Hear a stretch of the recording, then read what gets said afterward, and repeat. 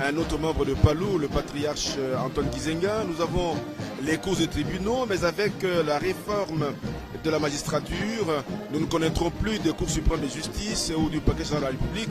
Nous aurons des cours d'État, des cours constitutionnels. Et avec donc cette réforme de la justice, on devra ainsi parler un autre langage.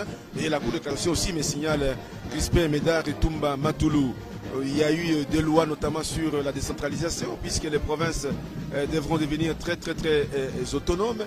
Mais il se posait un problème avec la décentralisation, avec l'entrée en vigueur de nouvelles provinces. Nous devions en avoir en principe 26 depuis le 15 mai dernier.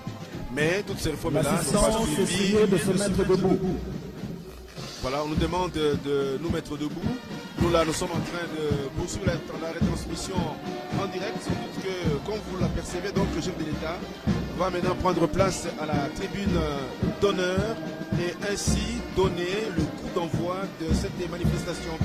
Je vous signale la présence très remarquée ici à la tribune du roi des Belges, le roi Albert II et de la reine Paola. La reine Paola qui est entrée en même temps que la première dame de la RDC, Marie-Olivier Bekanda, qui avait à ses côtés la fillette du chef de l'État, Sifa. Donc vous le voyez sur ces belles images, la radio-télévision congolaise, des images qui vont très loin parce que nous sommes sur satellite. Et je sais que pour le moment on nous suit partout d'abord à travers le pays, à Kisangani, à Bukavu, à Goma, à Kindu, à Lubumbashi, à Matadi, à Mbandaka, à Gadolité, donc partout on nous suit, Médard. À Bruxelles également, on nous suit aussi à Bruxelles. Le président de la République vient d'arriver, après il a terminé le tour qu'il avait à faire. Il prend place maintenant, oui. Maintenant il rejoint les autres chefs d'État, ses hôtes de marque, à la tribune d'honneur.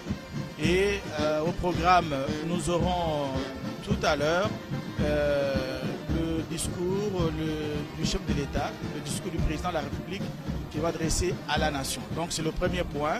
Après cela, il y aura le défilé civil et militaire. Après